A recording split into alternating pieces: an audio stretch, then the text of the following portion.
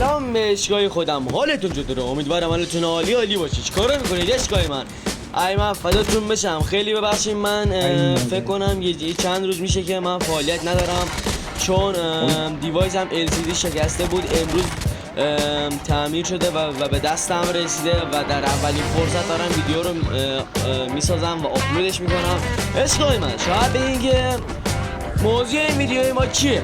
اشگاه من از روی تامنیلم اگه ببینید امروز میخوام بهتون سنس و هاد خودمو یا همان سنس و هادی که مخصوص تورنمنت و اینطور چیزا هست رو بهتون بدم که باش عشق کنید.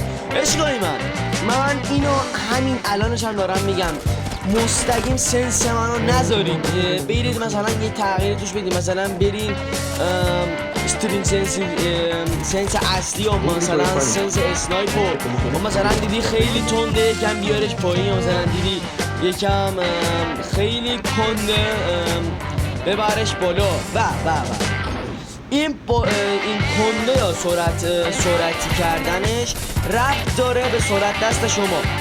اگر سرعت دست شما منظور دستتون سرعتی باشه شما باید سنس پایین بشینید و اگه سرعت دستتون پایینه باید سنس بالایی بشینید تا بدون درستابی تسلطی برای سنس خود داشته باشید و بتونید که مثلا یه بک استایل یا مثلا هر چی که هست رو بدونید به درستی انجام بدید. و اشکال من این گیم پلی قدیمی هستش، من وقت نکردم در بیارم گیم پلی در بیارم، خیلی ببخشید واسه گیم پلی.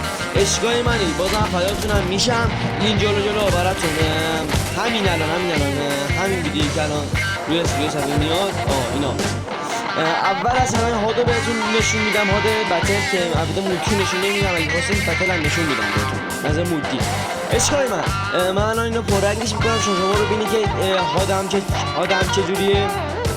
بچه من در سطح شنگوشتی باید میکنم. البته من یه حال دیگه هم دارم که بعضی وقتا روی اونم پلی میدم.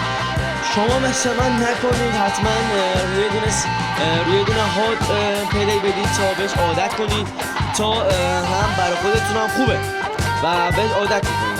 اشکال من روی فیلسفی پلی میدم و اینجا لینک سنسیویتی وات رزولوشن چیه این آف هستش و اونو میذاریم که 95 که بالا هم دیدین اسمش نمیدونم اینا هم اینطوری هم مثلا و اشکال این پرسون سنسیویتی چیه؟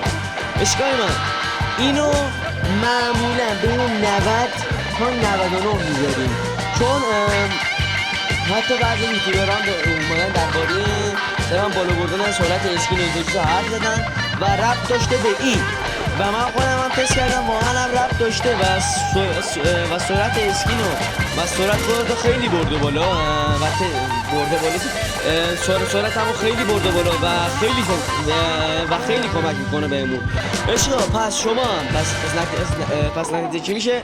شما هم سنستون رو بین 90 تا 99 قرار بدید اون پرسون سنسیویتیو و عشق منی فداتون بشم.